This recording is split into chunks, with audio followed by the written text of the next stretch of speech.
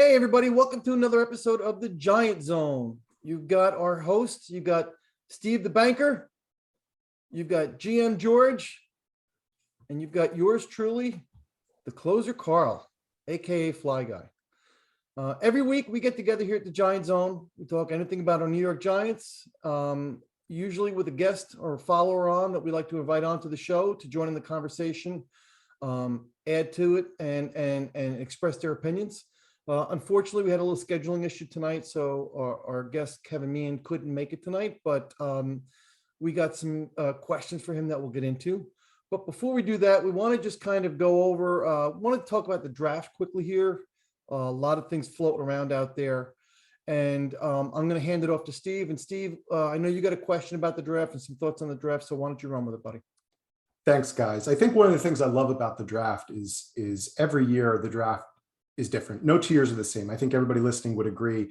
Some drafts are deep, some drafts are top heavy, some drafts are all about the quarterbacks, some drafts are about the, as we said last week, the unicorns, what many people used to call generational talents. Every draft's different. I think what's exciting this year is we have a double whammy. We have a very unique draft, but we also have a new front office, right? We all know that. We've all been talking about Shane and Dable and all the people that we're putting our trust in as fans. So for me, think of it like, for those of you listening, think of it like if you visualize a funnel top down, the funnel for me starts very wide. And what I've been doing the last couple of weeks is thinking about position groups, starting to break down individual players, especially like the top 5 players of each position. So I've really had a chance, guys, to look at everybody, really except punters and kickers, which I don't think anyone would be too upset about that.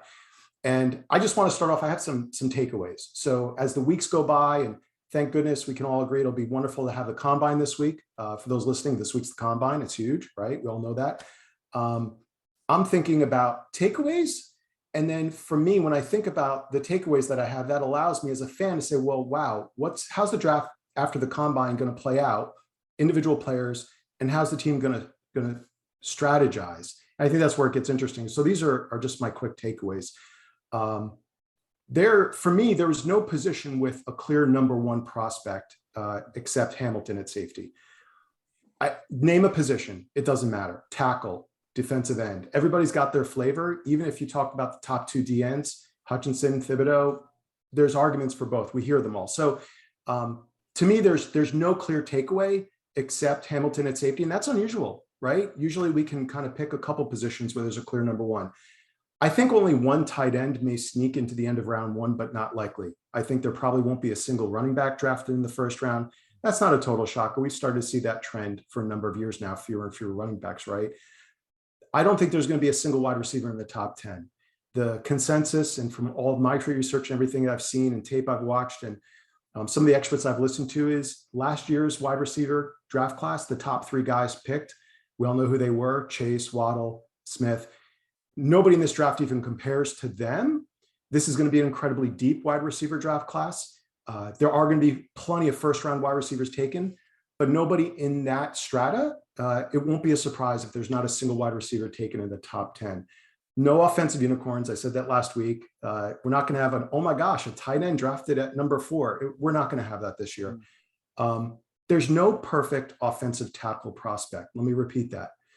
There is no perfect offensive tackle prospect this year. One of the things that's also seems to be consensus from everything I've read, everything I've listened to, is the last 2 draft class offensive tackles were better at the top than this one. The 2 top offensive tackles last year, the year before, where we had Andrew Thomas, Becton, the top 4 2 years ago. There's nobody there. Everyone this year, even the top 2 that we can argue about, everybody's got something they really need to work on. But again, similar to the other position, very deep offensive tackle draft class. And finally, my final takeaway is we're starting to see on a more consistent basis those linebackers that go sideline to sideline. Every year there seems to be maybe one guy. Yeah. This year there's several, which I think is super exciting. And when I say 1 or 2, you can always find maybe some guys in the second or third round. I'm talking just first round prospects. So the bottom line, I think teams this year more than ever are going to accumulate picks because it's going to be such a deep draft. I think we always see teams move around. I think there might be a ton more of that this year than ever. there's going to be runs on positions. And I think the art for our team and our leadership, and to be fair, they did a pretty good job of it last year, was predicting, okay, there's going to be a run on a particular position. We need to jump into that. And then lastly, I think it's going to be a draft where it's need meets value more than ever. Yeah. So those are my takeaways, guys. I know it was a couple minutes there, but Carl, what do you think? Back to you. Yeah, I agree with a lot of what you said there, Steve. I think there's a lot of gems that you can find in the middle to later rounds of this draft and still get good value. You know, your point about wide receivers, I think is spot on. I found it very interesting that the three top receivers from last year, and all three that you mentioned, Chase, Waddle, and Smith, actually all turned out to be really good pros in their rookie year. You know, if you can continue to get that kind of production out of, you know, whatever position, at the top couple picks at any position, that's a really deep draft class. And I think, you know, to your point, there is no unicorn, you're right, but this just feels like a deeper draft than what we've seen in recent years, where in recent years you've seen one position or another that's been deep, but it just seems it's very spread out this year.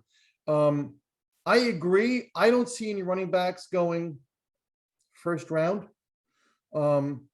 Quarterbacks, I don't see any top 10 quarterbacks. I don't. And I know a lot of people are going to disagree with me on that. And a lot of people will probably tell me that they want to see the Giants be one of those teams that drafts a quarterback. I don't see it. You know, and I'll say this, George, and I'll hand it off to you. You know, I'm still torn between best player available and need. I've always been a proponent of take the best player available, but we've just got so many holes in this roster, and there's so many needs that whatever Shane and Dable say is our biggest need, then attack it. They've got the ammunition with the draft picks they have this year. Just go and get it. Look, I want two linemen. I've been very vocal about that. But at the end of the day, whatever picks they make, I'm going to support them. And I'm going to put my trust in them that they know what they're doing, they have a plan, and they're executing their plan. That's my take. George, what do you say? Guys, that was great. Fantastic takes by both of you. I'll jump in and say that for me, the main focus on this draft is going to be health. You were talking about the wide receivers. Well, you know, one of the top receivers coming out of Alabama, Williams, you know, he's got that knee situation. Yep. His teammate Mechie, he got hurt in the national championship game. He's got some sort of leg issue. Health is going to be huge. They could find something on somebody that we didn't even see coming. We've seen over the years draft picks go from, we have one, Azeez Ojulari. You know, he was supposed to be a first round pick until they found out about his leg situation, and we ended up getting him in a second. Health is going to be huge. And I completely agree with the fact about what you said about the wide receivers. But my thing is a little bit different. My thing is these wide receivers, their strengths all come from someplace different. Some are, you know, very fast and quick off the line. Others, but they don't run great routes. Others run great routes, but aren't fast. Some are smaller, but can pluck the ball out of the sky, but they're not fast either. So it's going to be basically, you know, well, what are you looking for in a wide receiver? What specifics do you see? Do you see something that you can work with? Do you see something that you can teach them? Are you really going to spend a top 15 pick on somebody that you have to teach? Going back to the offensive line, you know, we all know the top three offensive linemen that are going. But then I keep reading, you know, everybody is choosing us to take, you know, Ekwonu. And I keep reading on him. And one thing I'm reading on him is that they're saying that he would play better as a guard. Now, that could all change during the combine. They may say, you know, oh, wait, no, he's not a guard. He's definitely a tackle. He's That could listed as a change, guard, George. right? But that's the thing. Right. Are you going to pick a guard at 5? For that matter, are you going to pick a tackle who made his living off of playing left tackle through high school, through college, and then say, we're going to take you at 5, but we're going to make you change positions. You know, you talk to people, they will tell you that switching from the left to the right is completely different because it's a different movement, a different stationary position of your legs, different movement. You know, you got to take all those things into account when you're picking at 5. You know, if you're talking 3rd round, sure, pick him. You know, you can teach him. He'll be depth, you know, and if he comes out, he's better than everybody else. He's better than everybody else. But to waste a pick on somebody you have to change the position on, I don't think is a very smart idea. And I also don't think it's a smart idea to pick somebody, you know, who may have questionable health issues. I also agree that I like the fact, Steve, that you brought up the secondary, Hamilton, because if you look at corners and at safeties this year, you have 2 or 3 really good ones, really good prospects. And in the past, you probably could have waited till the 2nd, 3rd round to get that person. But now that after that number 3 corner, after that number 3 or 4 safety, there's a drop off. And do you want to get your guy quick and now, or do you want to risk it and wait? And that's going to be a tough decision for everybody to make. But and I think what is really is a benefit as far as this draft goes, and I'll leave it at this, is the fact that, you know, a lot of kids went back to school to play their 4th year and didn't come out last year. And that made this draft just that much deeper.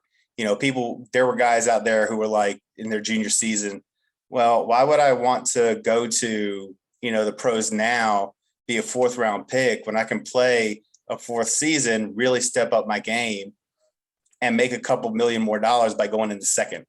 So, you know, this is a very deep draft. You both are absolutely right. And there's a lot of reasons to be skeptical about, you know, the guys that are coming out. So I have questions for both of you, all right? Steve, you mentioned a name that I see so much about him, and I don't love him. Thibodeau. What are your thoughts on him? He leaves a lot to be desired in my eyes, but what are your thoughts? So I think you can leave a lot to be desired about every single player that might be drafted in the top 5. Listen, if you went to the same school as Aiden Hutchinson, I'm the devil right now. Oh my God, how can you even say that? If you went to Oregon, this is blasphemy talking about this, right? I don't care about those people. The reality is there's approximately 5 players that could go in the top 5, assuming nobody gets crazy and trades up for a QB or something. And going back to something George has been talking about for a couple of weeks, the combine this week is going to be more as important as it's ever been, I think, not just because the wide receivers who are going to time at 4.2 or 4.3, not just because of some of the players. I mean, all the things we all talk about. I think it's going to have more of an impact on the top 5 in this draft than ever. Yeah. Thibodeau is slightly undersized. He has been hurt, right, in his career recently, as obviously this past season. Mm-hmm. And there's been a lot of negative buzz talk about something he said that got on TV recently about how he has already been thinking about life after the football. Right. And the problem is, if you're going to pick him in the top 5, listen, man, we want to know football that is your oxygen. You live it, you breathe it. So there is no consensus. Oh my God, Chase Young, Bosa brother, this one, that there, we don't have that. But we have some phenomenal players, athletic freaks who on tape, I mean, you can't argue with what they produce. So right. I'm going to withhold. I'm going to do a George. I'm going to withhold a little bit and say, let's see what they do at the combine. Listen, man, this gets into, I think, the first question that our Kevin had, which was, you know, what do we think about? And so, Carl, I don't mean to answer your question with a question, but to me, this almost is a perfect segue to the question, which is where in the draft we'll focus on the O-line. And obviously what that's really coming down to is everybody's talking about the 5th or 7th pick. And here's my takeaway. You can hold me to this. I don't know if this is going to age well or not. I hope I don't, I didn't want us drafting Saquon in 2008, and then we drafted him. I was like, oh my God, I love him. I hope I don't, become a fan, right? And change my, but you can hold me to this. I do not want us to force it. Right. And what I mean by that is, I don't think Cross, for example, is a top 5 pick. I'm sorry. I know people are like, oh, Cross. I don't. He's not a top 5 pick. He is the best pass protecting tackle in football. We have our left tackle. I want Neal or Ekwonu. George, you and I can go back and forth. Everything I've seen is Ekwonu is, some people think he's the top tackle come out in the draft. Neal, again, going back to my earlier comment, everybody's got issues. Neal lunges too much. Yeah. Neal has played right tackle for Alabama. Unbelievable. Blocked for like a 1,500-yard rusher. He's played right guard. He's played left tackle. Ekwonu is a maul. He's like a unicorn mauler. Like we haven't seen a guy like him playing up. So those are the 2 guys I want. If Hutchinson, I think Hutchinson, he's not going to fall past Detroit at number 2. I actually think Jacksonville's going to take Neal at number 1 because they're going to be torn with those 2 DNs, but you got to protect that young quarterback. Right. So I don't know that Neal or Ekwonu is going to make it to us. I think the Jets are going to be torn about, do we go for one of the top 2 corners? Do we go for Hamilton? Because they need that. Or do they continue to build their offensive line? Carl, to answer your question, I just don't want us to force it in the top 5. I just don't want us to force it. And we may not get what we want. And I think you raised a good point about the Jets. I have them slated to go defensive backfield, whether it be safety or cornerback. I do. They could really screw us up here and go O-line, but I definitely see them. My gut, from what I've seen and from what I've read and based on their holes, I could definitely see them going cornerback, safety. Maybe they go Hamilton. Who knows? Who knows? He's a good player. Again, my heart is fix this damn offensive line once and for all. But again, they're not paying me to do the draft, so what do I know? But George, what do you think? Well, I'm going to, just to go back real quick to Ekwonu. I don't feel we have our left tackle. If it's not going to be a stud right tackle, then we don't need to pick him. We need a guy who's going to get in there day one, be our right tackle. The thing about Ekwonu, and yeah, he is a mauler. I'm going to give it to you. But speed rushers, he can't hold up against. Watch that NC State, Florida State game. I mean, he got eaten up. Spin move killed him. He just couldn't get off that foot quick enough to get back there to protect his passer. But again, it's like you said, you could say something about every single, offensive lineman coming out in this draft. And you're right. There are no unicorns. I'll talk a little bit, defensively, defensive line. You're right. There's no unicorn that's going to be the best, the next. I'd love to say Chase Young, but he didn't do anything this past season. So why are we saying him so much? But anyway, I see guys that if put together on a team that has maybe 1 or 2 defensive linemen, they can really add to that. They could either, in some cases they could add depth, but you're not going to spend a first rounder on depth. You're going to spend a first rounder on a star. I think that think about putting, if you haven't watched them already, there's a kid out of Oklahoma, Nick Bonito. I hope I'm saying that right. Yeah, I know the name. Dude's a beast, and he's fast. And another thing Giants have had a hard time with, covering tight ends. This dude could cover a tight end. He's sideline to sideline. He's quick, and he can still get to the passer. And I think he'd be great. I know everybody's torn with David Ojabo. I think he'd be great as well. I think he'd be a great pass rusher. I don't think he'd be that great at run stopping. And there's just too many rumors coming out about him, about his effort. and how he kind of takes plays off and stuff like that. And I know you hear that every year, but once you hear it, it's in your head. So it kind of gets to you a little bit. Again, I don't think that there is a single guy out here that's going to be a difference maker on this next, even the top two. I don't think they're going to be a different. I'm sorry. I don't think they're going to be a difference maker. They may have a good rookie season, but they're not going to be a 5-year game changing defensive end linebacker or whomever you want to talk about. But I do see guys on here that if you can get a good combination, I think you're really going to raise the level of your defense, because they're all one thing they all have in common, except for maybe George Karlaftis, is speed. Other than him, just about the rest of them on my list here are they're fast guys. And again, I still love Brandon Smith. That's me.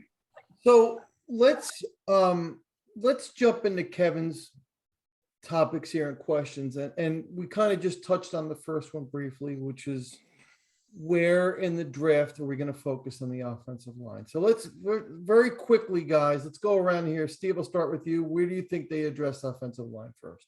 So this is an answer. This isn't just me going on. So what I did is I looked at the draft and where the value seems to be by position.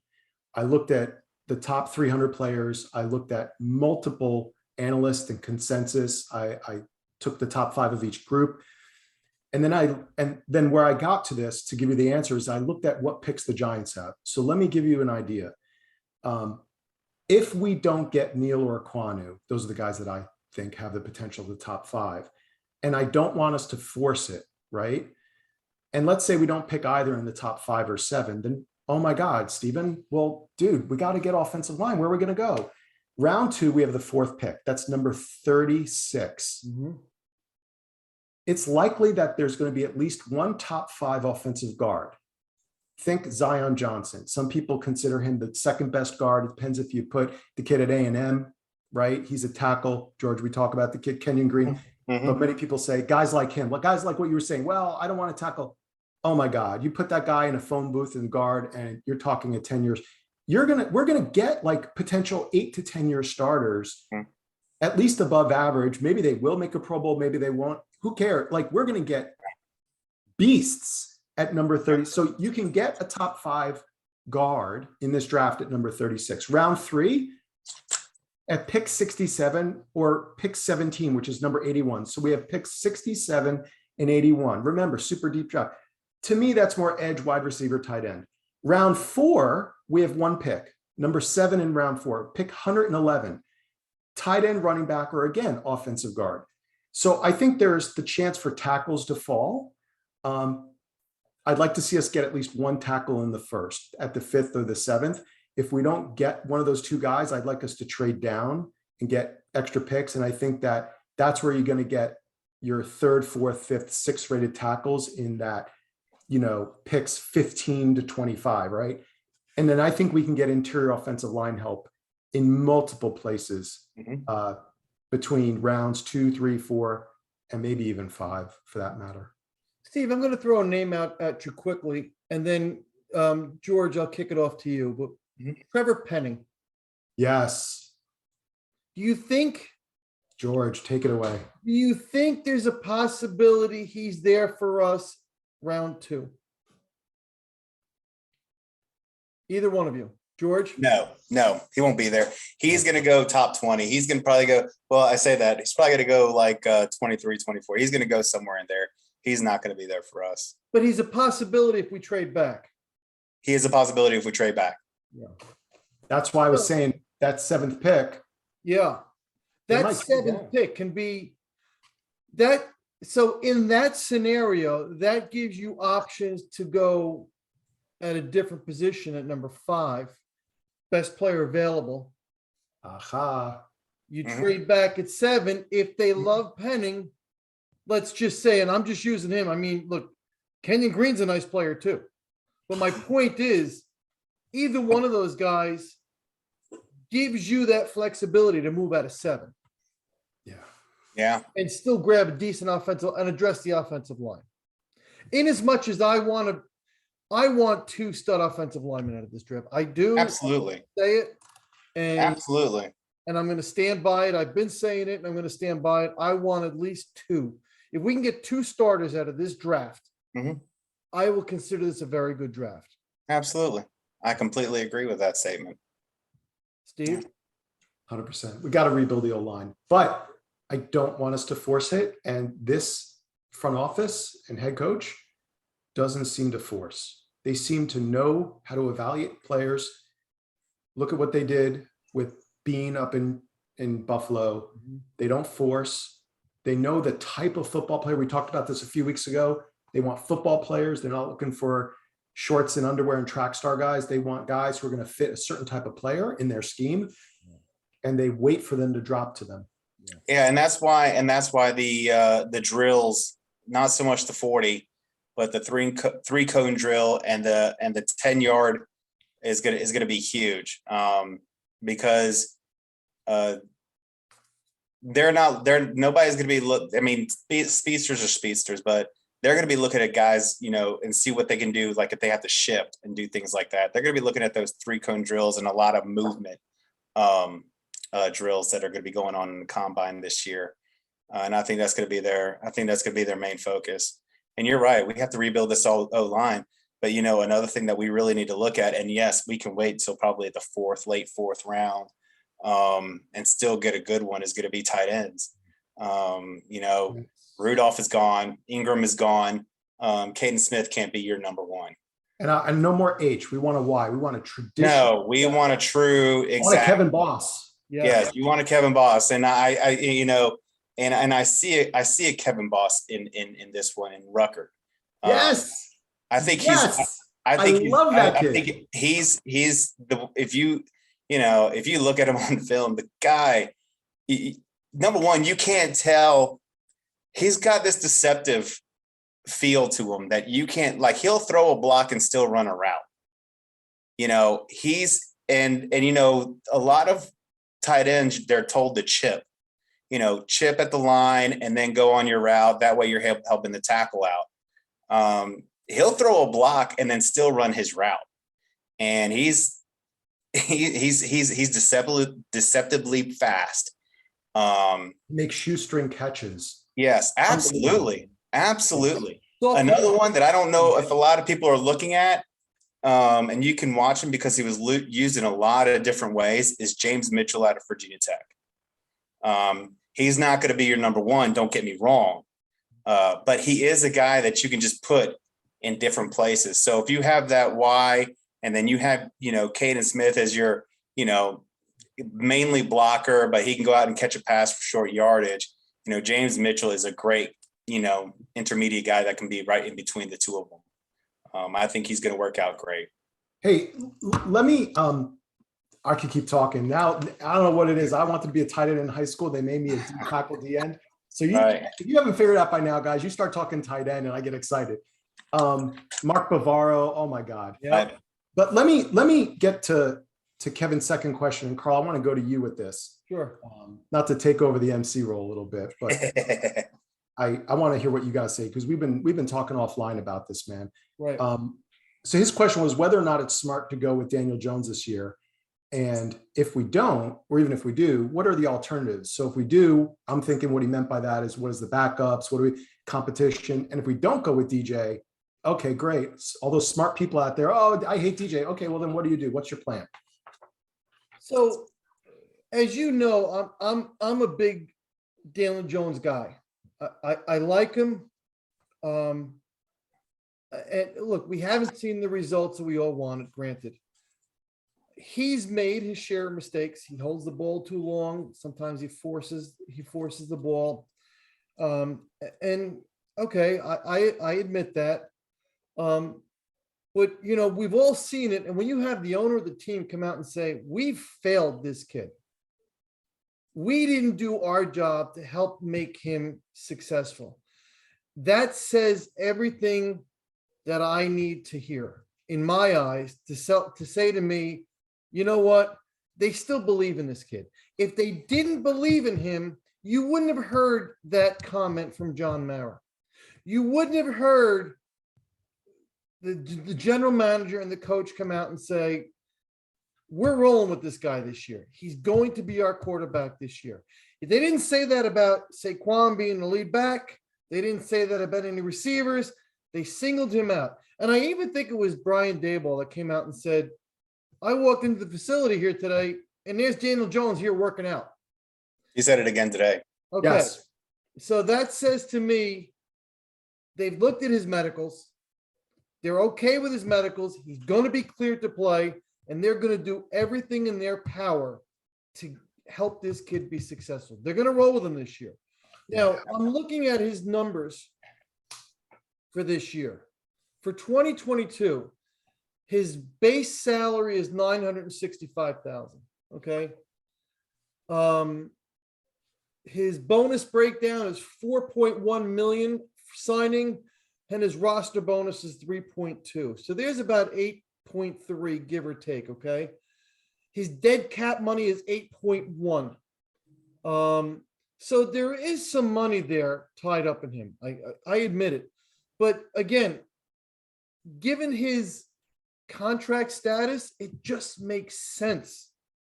And furthermore, I personally am not convinced that there's anybody in this draft that's going to come in and do a better job right now, given where this team is at. I understand the argument, well, what's wrong with drafting somebody this year and letting him learn the system? I understand that. But given where we're at, the cuts that are going to have to be made, the changes, the new systems, a lot of new faces, it's not smart. So I like Daniel Jones to answer the question. And I just think for the team, it's the smartest decision to roll him out there, rebuild the line, give him some weapons, and see what you got. They both said, I think Shane said today that they're looking at quarterbacks this year for next year's draft. I thought he said that today. That again tells me everything I need to hear, that, look, if he doesn't make it this year, they're going to pick a quarterback next year. So why not roll him out there? Just my thought. But I like him. I still think he can be the guy. George, I think you've been a DJ supporter. Has that changed? Where do you stand with No, DJ? I've been a DJ supporter from the get-go. I'm a DJ supporter to the day. I mean, it cracks me up how the first thing that you hear people say, whether it's on Twitter or on TV, is, man, the Giants offensive line is just straight up terrible. They couldn't block air. This, that, the other thing. And they go, Daniel Jones is playing horrible. He's not, he can't get the ball downfield. He can't do this. He gets hurt. Well, first off, he's getting hurt because he's trying to make a play because nobody else is making a play. Number two is that we paid big money to Kenny Golladay, and Kenny Golladay had more fun on the sidelines than he played on the field. Saquon Barkley. And I know I'm still a defender of Saquon Barkley, that he's not going to get traded. Moving on from that, he still spends more time on the sideline than he does on the field. And yeah, Daniel Jones gets hurt and he missed 4 to 5 games. But he didn't miss 4 to 5 games on a non-contact issue. He's getting hit, and he's getting hit a lot. He may be going off the field hurt because he made a run and took a lick by a linebacker, but he was hurt before then. He was hurt on a sack. You're going to tell me that he was feeling just fine after all those sacks, but it took that linebacker to make a hit for him to go off the field for 4 or 5 games? No, it's happening from the get-go. This guy has no help. He's playing with practice squad wide receivers, and we're wondering why we're not scoring points. I mean, this is just straight up ridiculous. And are we really having this conversation if even back in 2020, 2021, Evan Ingram in 2020, Slayton in 2021 were making the catches they were supposed to make? No, we're talking about how great Daniel Jones has been playing. How even with a horrible offensive line, he's still making throws downfield. But the second that ball touches the ground, you're told it's the quarterback's fault. And it's just straight up ridiculous. And I don't think these people know a thing about what they're talking about. So yeah, I think Daniel Jones deserves another chance. And I think, I don't know if it was, made up or for entertainment or what have you, but when Shane was interviewed for the job, he was asked about the coaching staff. He was asked about the players. And apparently one of the players he was very excited about was Daniel Jones. And whoever out there is a Daniel Jones hater, I'm really sorry, but Shane knows a lot more about football than you ever will. And I just feel like we need to stop with these yelling about Daniel Jones stuff and just start sitting back and realizing that we can't sit there and say we have no running game, we have no offensive line. We need to get rid of Daniel Jones. That makes absolutely no sense to me. But I'll throw it back to you, Carl. To your point, he's getting hurt because number one, like you said, he's trying to make plays. He's trying to force plays and do something. But number two, he's running for his life every play. Yeah. Taking hits every play. It's going to happen. Mm-hmm. Steve, what are your thoughts? So I got two sides of my brain on this. My one side, just as a football person, no one can ever convince me that he's not more talented and doesn't have the potential to be better than Tannehill or Cousins. I don't care what anybody says. That's my mind's made up on that. I've seen those guys play. I saw Tannehill play down here in Miami. I've seen him now in Titans. And I bring those two guys up because they both have DJ has some of their characteristics. He has some of their faults. Neither of those guys was a playoff quarterback in their first year, but their teams have been playoff contenders now. In fact, Tennessee's had quite a bit of success the last couple of years. I don't know that either of those guys are ever going to win a Super Bowl. And that's probably something that would be accurate to say about DJ. So how many quarterbacks could win a Super Bowl? 8? 5? There's actually not many. One of them just retired. So that's one side of my brain. And then the other side of my brain, there's the business side to it. And I think the business side is, look, Kyler Murray's making 5 point something on a rookie contract. This is his last year of a rookie contract. You do what you can in a rookie contract unless you have someone obvious to replace them, or if he's Dave Brown. Is he so bad that you just need to move on? He's not that. Let him prove himself this year. Yeah, let him prove himself this year. You don't trade precious assets and future draft picks. I know there's the whole Russell Wilson, and we need to rebuild. The 2023 draft is there if we need it. It's supposed to be a phenomenal quarterback draft. There's 2 guys at the top, and then there's a bunch of other guys that let's see what their next year of college, because we all know like the Trey Lances of the world come out of nowhere. We have another year of college. The problem with that, a lot of people say, yeah, but Steven, come on. Who's to say what our record's going to be? Who's going to say if we're going to be positioned to get one of those guys? Well, you could trade up, but this is not the draft to force a quarterback.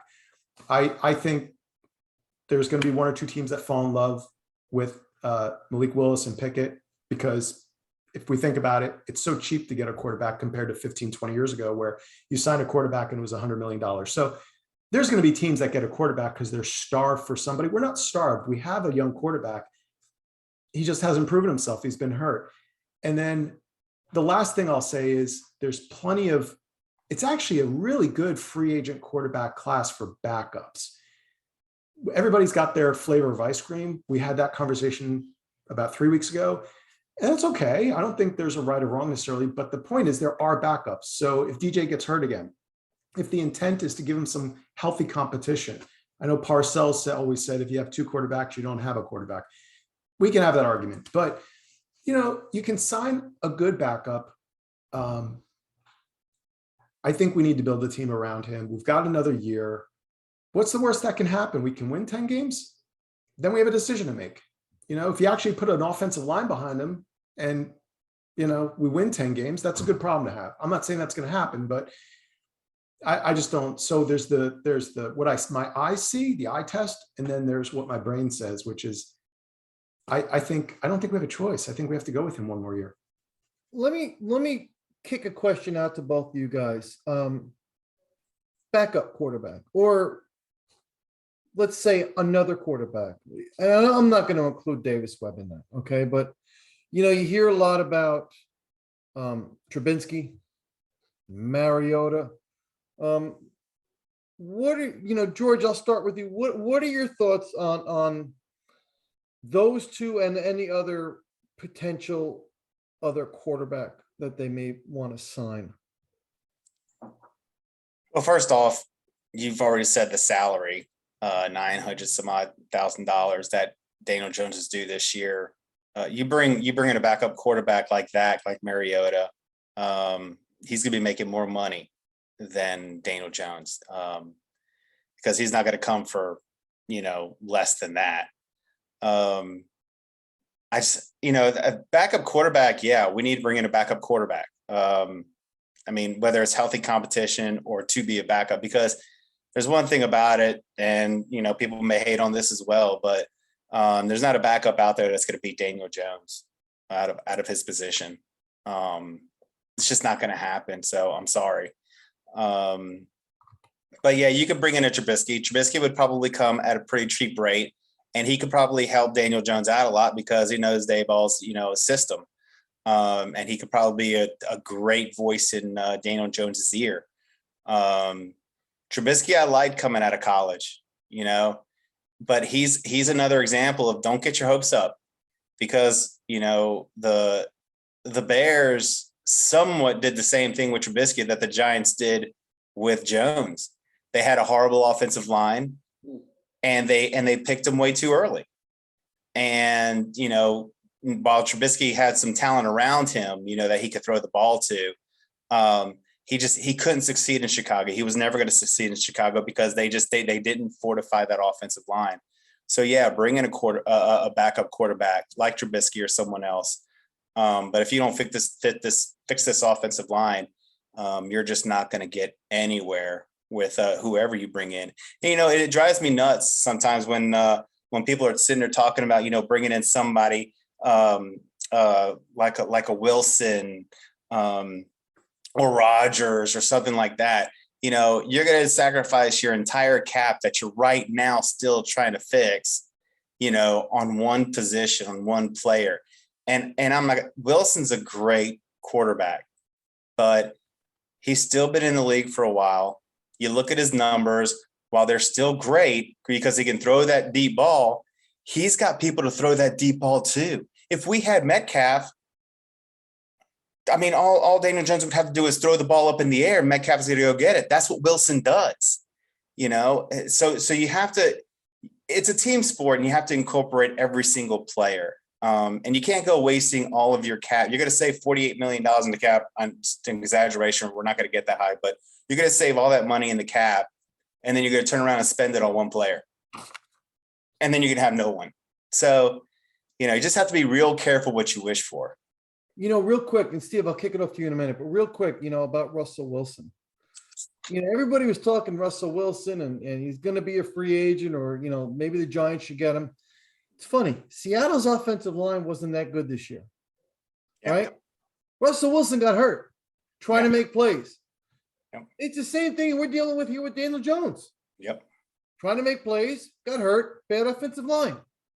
But yet some people ignore that for Russell Wilson, but they highlight it when it comes to Daniel Jones.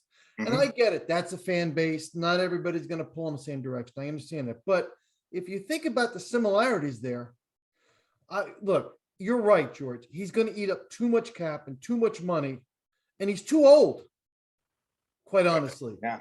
And he doesn't have the weapons here that he would have had in Seattle. So he's definitely not a fit here. Steve, any thoughts about a backup or backups? Yeah, my opinion hasn't changed. I never liked Trubisky. I think that Mariotas of the world think they can be a starter. So we're not going to get someone to come over here who thinks they should be a starter. Just as long as we don't get a Glennon, that's all I'm saying. Yeah, and forget about salary. George hit the nail on the head. They're going to ask for more money too, because they think they should be a starter. Yeah. I said Andy Dalton just as a 1 year. I'm not saying he's a Kurt Warner for Eli. I'm not saying that he's, he can't hold Kurt Warner's what. Mm-hmm. But in the way that Kurt Warner was for Eli, and again, I'm not saying DJ is then going to take the jump the year next after like Eli did and go to a Super Bowl, but I feel like Andy Dalton's near the end. He's seasoned. He's been to playoffs many times. He understands what it is. Like he did it on Dallas 2 years ago. He did it last year in Chicago. He understands what it is to come off the bench and try to win a game. Not just, because he's been a number one, like he actually did it in the last 2 years. he can throw the deep ball if he has to. He's not like the last backup that forgot how to throw a deep ball. I mean, Andy Dalton has been a starter his whole career, but I get the sense that he's not going to need $8 million a year. He'll come in a reasonable price. He's a 1-year stopgap who he's not ready to retire yet. So find me that in a backup. Well, I don't think you can. I think everyone else thinks they should be a starter, or they don't have his success and experience. That's why I lean on Andy Dalton. And that's the hard part about it all is you're exactly right. Everybody either thinks they're a starter or just wants that big money. But here's the thing about Andy Dalton. At least Daniel Jones was able to move in the pocket to at least avoid the first hit. I don't see Andy Dalton moving. He's a statue. He's not going to scramble out. He did play well when he was with the Cowboys, especially when they played the Giants, but he had a better offensive line in front of him. You know, we don't have the offensive line for a statue. We need a guy who sees the trouble coming and can get out of the way. That's my only thing. That's why I favor Trubisky.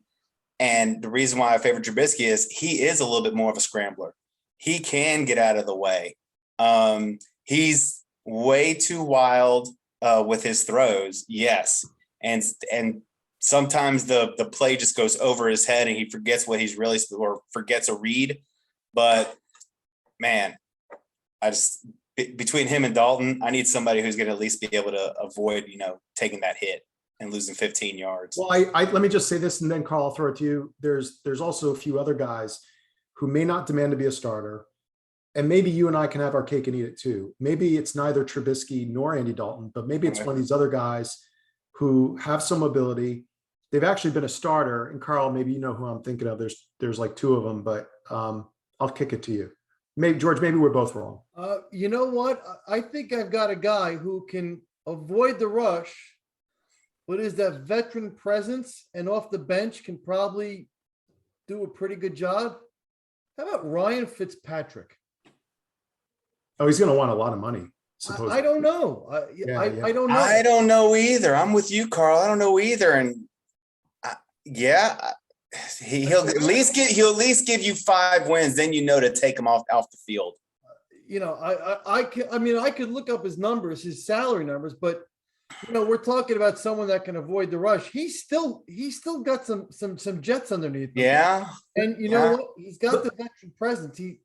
Let me tell you the two guys I was thinking of, and I could be wrong. Like Tyrod Taylor probably thinks he should be a starter, but Jacoby Brissett. Yeah, saw him too. Yeah, Brissett's a good one.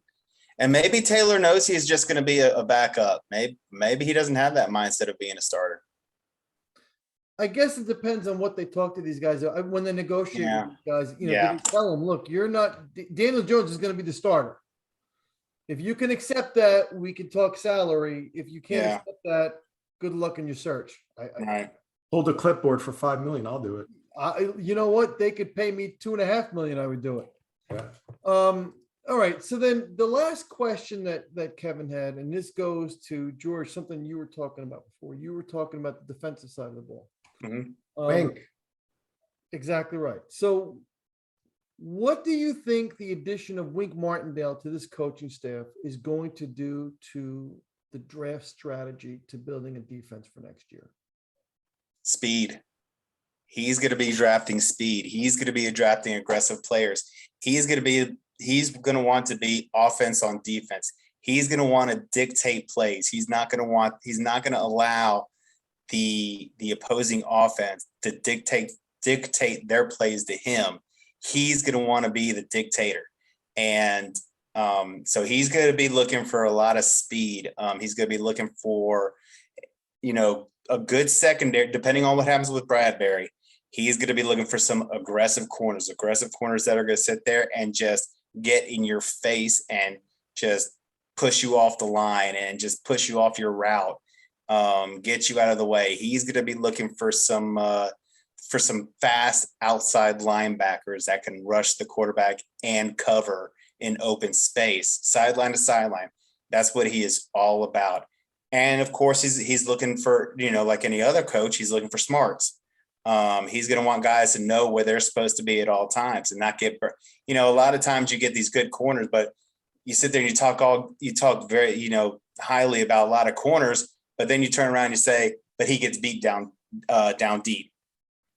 Well, that's not what we're going to draft. That's not what we're going to be picking up. He's going to get corners that can not only be aggressive at the line, but also hang with you as you're running down the field. And that's what he's going to be looking for, speed. Steve? So I've actually put quite a bit of thoughts together on this and quite a bit of research. And I'm going to point out a couple of things you guys each have said in this podcast. So listen carefully.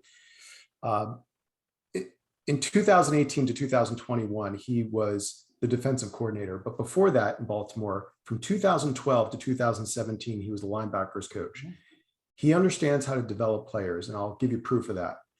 And clearly he didn't do it just him. I mean, he had a staff he worked with, guys under him.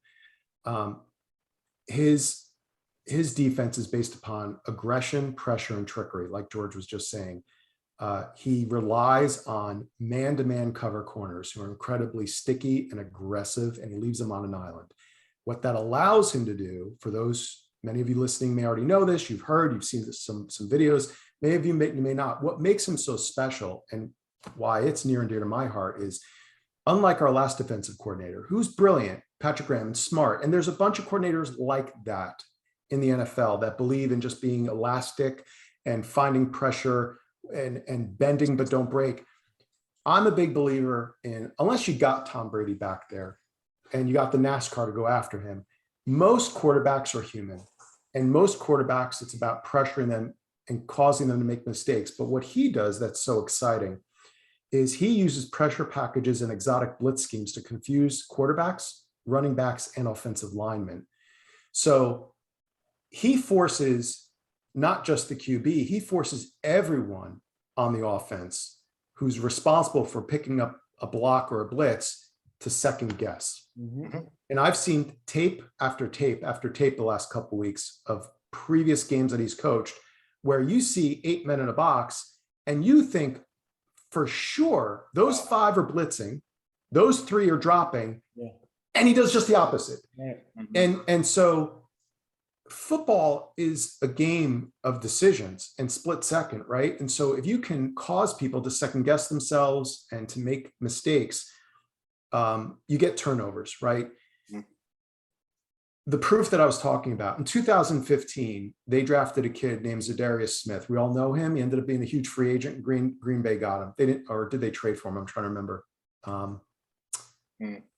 actually can't remember, but great pass rusher. Player. They got him in the 4th round, pick number 122 in 2015. The next year, they got Matt Judon. Matt Judon, the 5th round, pick 146. Now, he was phenomenal in Baltimore. He went to New England last year and had, I think, 12 and a half sacks. He had a career. So the 3rd guy is Tyus Bowser in 2017. He was the highest of those 3 draft picks. They got him at number 47 in the 2nd round. The point I'm trying to make is, it's almost like, George, like you just said, this guy was made for this draft for us. Mm-hmm. This guy is going to, and this front office, I think, is going to get a wish list from Daboll, the types of players he wants, but then they're going to get a wish list from Wink. And he's going to say, listen, D tackle doesn't need to be the whole kitchen sink. I just got a guy that penetrates. Get me guys that you don't want to meet in a dark alley. Get me these guys who are athletic, 250 to 275, who just know how to rush the passer. And then my final thought is, now listen carefully, everybody, because I don't do this too often, but I have a wife and 2 daughters that tell me all the time I'm not perfect. So I make mistakes. A lot of people I've said on Twitter over the last month, you don't use the number 5 pick in the draft on a safety. And I was wrong. I'll admit it. This kid, Kyle Hamilton, I said earlier tonight, we shouldn't force pick number 5 or 7 if the guy we want. This kid, let me just say this, and then I'll hand it back to you guys. Cam Chancellor. We all remember Cam Chancellor, 6'3", 221 when he was a rookie. Isaiah Simmons, 6'4", 238. I know he's linebacker, but he's a chess piece. Mm-hmm. Jeremy Chin. I didn't realize how big Jeremy is. 6'3", 220.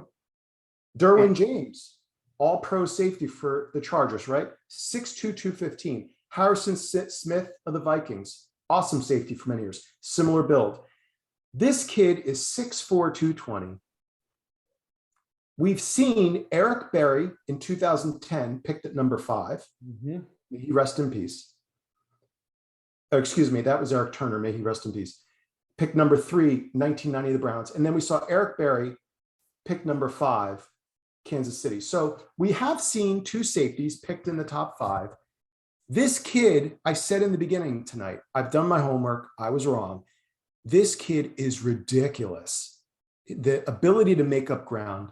And what I love about him is not only is he as flexible with his hips and able to cover in the zone, although we have our free safety in Xavier, but what I love is he can be the Jabril. He goes to the line and can tackle like nobody's business. He can penetrate behind the line and run people down. So to answer your question, Carl, I think what he could do if the tackles that we want or the edge rushers are not there at number 5, my God, this kid is the chess piece. And I think that there's other spots, pick number 7, or we trade down, et cetera. We can get our offensive linemen. I've second guessed myself, and I think Wink could be very happy, and we might get a corner because there's 2. I love Sauce Gardner, and the jury's out on whether Stingley can recover his 2019 form. Right. But I think Wink is going to get some players in this draft, guys. I think there's some edge rushers in the 3rd, 4th, 5th round. And I think it might impact our pick at number 5. And I can't believe I'm saying that. First of all, it's a great scouting report. And I've been against Hamilton, but I can't argue it if they make the pick. He's the only perfect player in this draft. But there's a player that every time I think about Wink, I just think is perfect for his defense. And that's Devin Lloyd. And look, I love Dean. I love him. But the more I read about Devin Lloyd, I mean, he's played safety, receiver, right? He's ferocious against the run. He's improved as a pass rusher. He had a great Senior Bowl. He's fast. So let me interrupt you. I'll be rude. Carl, you like Devin Lloyd. Where do you think we would pick him if we got him? Well, if we trade out of 7. If we trade out of 7, and if we and then it depends how far down we go. If we trade from 7 to 12, 15, I think we got a shot at him. We go lower than that, though, I don't see him being there. But every time I see this kid and read about this kid, I just think he's the perfect fit for what Wink Martindale likes to do. Not only that, he's got the personality and the attitude and the playability of a giant. He is a football player. He absolutely is. And we need help in the linebacker core, right? Oof. Absolutely. And he's the outside linebacker. Look, we still have holes at inside linebacker, but again, he's got the speed, he's got the size, he's got the hands to cover. I just think he's a perfect fit for this defense. Mhm. Just my thought. George, would you be happy with Hamilton at 5 because that's the best available? Mhm. Or would you rather we trade down from 7, pick one of those 2, let's say we get one of those 2 tackles at 5, trade down from 7, pick up some extra draft capital and get Lloyd, who might be the best linebacker in this draft class. I think the consensus seems to be, but there's some back and forth. I think Nakobe Dean's going to fall actually, but that's just me. But let's say we get Lloyd. How would you feel about that? Well, I love what Carl's saying. Dean is definitely going to fall. And trade down, pick up Lloyd. You said it in the last show about how you fell in love with Lloyd after the Senior Bowl. And to be honest with you, he wasn't really one of the guys I was watching. I was like everyone else. I was looking at the, offensive line seniors, and I went back and I, DVR'd and was able to watch some of the Senior Bowl itself. And I got to tell you, he's a beast. And I think he would work perfectly. He's a giant. You hear him talk, and the guy's just he's a really good guy. And I really think that he would fit this system perfectly. I think he would fit this organization perfectly. So let me ask you both another question. Carl, guys, I don't know, you've seen this type of thing before. Actually, you can't see it on my screen. for everybody listening, I have the value chart that, Belichick and Jimmy Johnson years ago started, where each position in the draft is worth a certain number of points, right? I'm going to put you both on the spot. Pick number 5, the way it plays out, we get Hamilton. Oh my God, I want offensive tackle. Don't get me wrong. I want that. But what if it plays out? And we haven't even seen the combine. I'm not going crazy here. This could really, really play out this way, guys. Hamilton at number 5. You trade down from 7. I'd have to figure out who we could trade with, where the points. We don't want to trade down too far. Unfortunately, the one team that would make a ton of sense is Philadelphia, because believe it or not, and I know that's like Voldemort, the name you shall not speak, but Philadelphia's got picks 15, 16. I deal with Dallas last year, so 50, yeah, but it's the two evil empires ganging up. They've got clout. Evil empires ganging up against us. Yeah. Yeah. But can you imagine trading down from 7? Carl, happy birthday. Let's say you get Lloyd. And then you get another pick towards the end of the first or the top of the second. Remember, we already have the pick number 4 in the second round. Now you're getting a top 5 guard. And maybe we don't get a top 5 tackle, but we get a number 6 or 7 tackle. Or maybe whoever you feel is the 5th best tackle drops a little bit. So you get a tackle, you get a guard, you get your linebacker, and you get maybe the best all-around player in the draft who's a chess piece at safety. Can you imagine?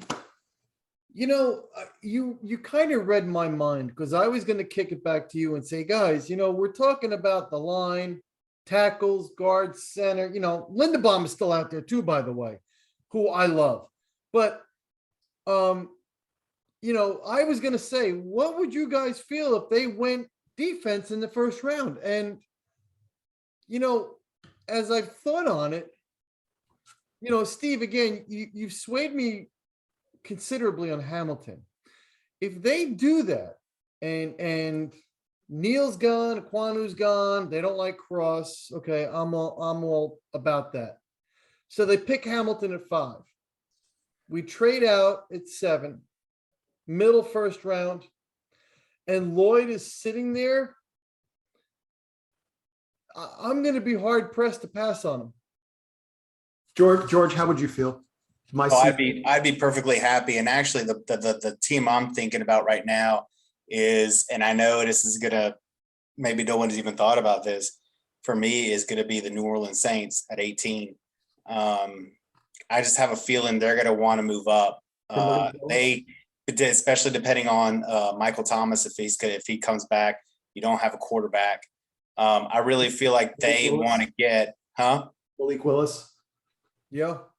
Yeah, I think that they're liking him. I really do. And and it's like I said last week, guys, you really look at what's going on. Yeah, these quarterbacks, according, whether you're looking at the media or whomever, these quarterbacks are second round at best. But so George, let me give you I don't see a team not falling in love with a quarterback. I just, if I'm wrong, I'm wrong, but I just don't see a team we have 14 teams in this league, 13 teams in this league, I have to count again, that are looking for a quarterback that they can start or at least compete with the backup they have. And I think that as far as it goes, I really think that New Orleans is going to be one of those teams, or one of these teams will be one of those teams that is saying, you know what? If we don't jump, because we know the top 9 teams right now probably are not going to go quarterback in the first round. We need to jump one of them or trade with one of them in order to get our guy. And maybe it's, their guy for 3 years until the next quarterback comes around, or what have you. Maybe it's just another layover, but there is very much potential for that to happen. And if we drop to 18 and Lloyd is there, now that all depends on what else is, as far as compensation we get. Are we getting another pick in the 3rd round? No. Are we getting a futures pick in 2023? So let me give it to you. Let me give it to All you. You tell me what you think. Okay. I got the points chart in front of me. And George, would you do this? And then Carl, I want to know. So New Orleans trades up to our number 7. Mhm. We need 1,500 points. Okay. Their number 18 pick is worth 900. If they also gave us their second round pick at 49, that's 410. So now they're at 1,310 points. They're still just shy of 200 points short. I mean, they're probably not going to want to go with any more picks this year, but they'd have to give up their third round Six. pick, their Okay. second, or maybe like a very high pick next year, you know? They'd have to give up a lot more than I realized. Then you know what? Absolutely, I would take that pick because if you look at it, that means 2 in the first, 2 in the second, 2 in the third.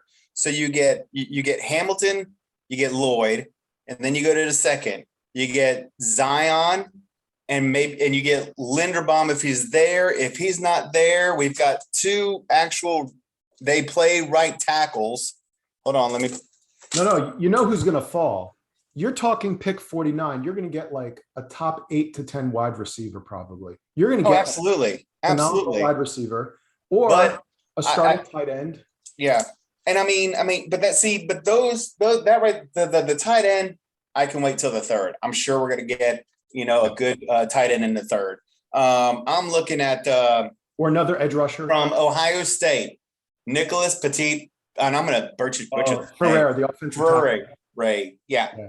He is a legit right tackle. He played right tackle in college. You've got oh boy, here we go. So hold on. Lele. Yeah, so hold on. Let me get He's a Carl beast. thoughts. So Carl, that's the trade. You move up, you move down to 18. You already have pick number 4 in the second. Now you're getting pick 49. And they got to throw more picks in either this year, next year. And I don't know what other picks are going to, we could look, how would you feel about that? 18. You got to take it. 18 to me is a big drop. But you're getting another second round pick. I understand Number that. 49, so top 50. And that's the sweetener in the deal. If it's just, hey, look, we'll give you 18 and then a 5th or a 6th, I'm not making that move. No, absolutely not. But No. again, to your point, Steve, your question is if they give us a second. And it has to be more actually than just a second. Thank you. Thank you. Yeah. If they throw in some more sweeteners, I'm listening. Yeah, And, but it's not we even drop down to sweeteners. 18. We could still get, who else is sitting out there who we haven't talked about? Darian Kennard from Kentucky. Yes. Good offensive Yes. Yeah, line. he's Who's going to be sitting right there. Yes. So I can live with that. Yes. But Steve, to your point, yeah, I'd be open to dealing. Depends on what sweeteners are thrown into that deal. But we could still, to your point about this being a deep draft, we could still acquire picks and still get some decent talent here. Yeah, because it's like if we miss out on Lloyd, if we drop to 18, we miss out on Lloyd. There's 2 or 3 other linebackers out there that we could take. Maybe they wouldn't be to the caliber of Lloyd, but I keep saying it. I mean, I'm just in love with the guy, Brandon Smith. I mean, the guy just he screams beast. And like I said, a lot of the guys on my list, they're just good combinations. They're just really good. They're not going to be game changers alone. But with another decent defensive end or outside linebacker next to him, they're gonna they're really gonna make a defense better. And I'll tell you what, guys, I think there's going to be 1 or 2 players traded. We've talked about that the last 2 weeks. Mhm. I don't know that we're going to trade any of these guys for picks this year. So for example, it's always, each case is different, right? And unique. So like, let's say Saquon was traded. I think it'll be a conditional, like, well, it depends how much he plays because he's had all these health issues. So if he rushes for this or blah, blah, and I think it'll be a conditional pick next year based upon how much he plays this year and his like how much of his salary they pick up. Can't live with that, man. But it's going to be Can't do performance that. based. I can't do that. Yeah, I can't do that. Yeah, but you know what? I kind of understand where Steve is going with this. And he made the point on last week's show, George, that with Saquon, you got to look beyond this year. Yeah. And you got to look because he's going to be coming up on a contract. But the thing is, you can't look beyond this year because once he's traded, you're going to be watching him all the time just to see where No, not. Not at his In the age. rearview mirror. Look, he had a shot here. It didn't work out. All the power to him. But I don't know, I man. don't think that they're going to be as upset about losing him as the fans are. Name me one running back who, after the age of 26, got better. I can't think of any. Oh, how old is Henry? How old is Henry Don't with know. the Titans? Don't know. Neither do I. Good question. He was only drafted a couple of years ago. I don't think he's 26. He might be. No, he's- close. He's 28, but I can't imagine him getting better than he's already gotten. And then you look at and I'm not well, I mean, the past 2 years have been his best years. And I mean, Well, let me say I this. mean, I'm not saying, Unbelievable. he's going to take you to a Super Bowl or anything, but Adrian Peterson, after he came back from his injury, he was I no knew you were slouch. going to bring him up. And He's the well, I only mean, I'm person. just, what are you going to do? I'm gonna You give you want to go that. back I bring the facts. What do you want? Because Marshawn Lynch. he's the only example. Marshawn Lynch. Marshawn Lynch got better Yeah. after he Yeah. after a couple years in the league, he actually got better. Yeah, but that's easy to do also when you take a year and a half off and recharge and, do a little. Wait a minute. Wait, I thought that was Williams. Oh, Ricky just Ricky sailed away. Williams, yeah. We know He why went on he got tour. better. Yeah. But I'm just, I'm saying it, because the only thing is this conditional. I mean, if we trade him, he goes to another team, he gets hurt, and then he's out for 6 to 8 games. That's gonna kill us in 23. And then we'll be -1 running back, and we'll have a late pick. 7.2 million, man. But who's gonna replace him? Oh God. No, seriously. Booker can't It's do not it. like he had any production last year anyway. He had Yeah, but one- but he's he had coming. one He was coming. explosive play. But the thing about it is, everybody has said that it takes a little over a year to get over that injury. We just don't know. We could. I mean, he could be explosive this year. We don't He know. wasn't dealing with one injury though. Hmm? He wasn't dealing with just one injury. He's still coming back Well, from the ankle, and then the ankles. and then George, I got to be honest with you. I love the pick, but I'm in Steve's camp on this one. If there's a deal to be made for him, it'd have to be a monster deal, and it can't be conditional. good luck. I can't have conditions. Might mean- be all you get. If you're going to take him off I don't think Shane would go for that. I think Shane's going to play it smart. I don't think Shane would go for that. Realistically, I don't. He said his phone is always on, but he never said that he'll take the first deal that comes to him. He said it has to be a good deal.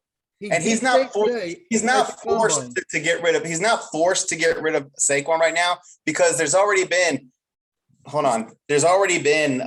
something that's come out that, well, I can't, you guys aren't gonna be able to see it anyway, but that has already come out to where they'd be able to save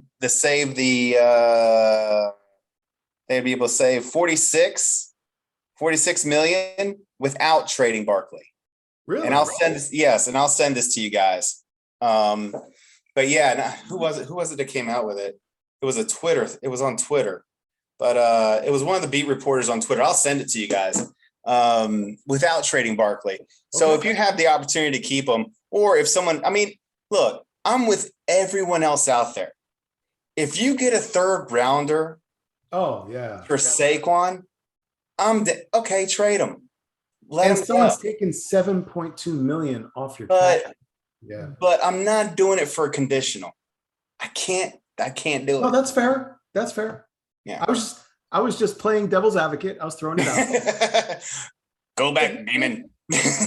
But Shane did come out today and say that they are open to trading Saquon. He said it today. No, he said they were open to trades of any player, not specifically that he was asked about Saquon.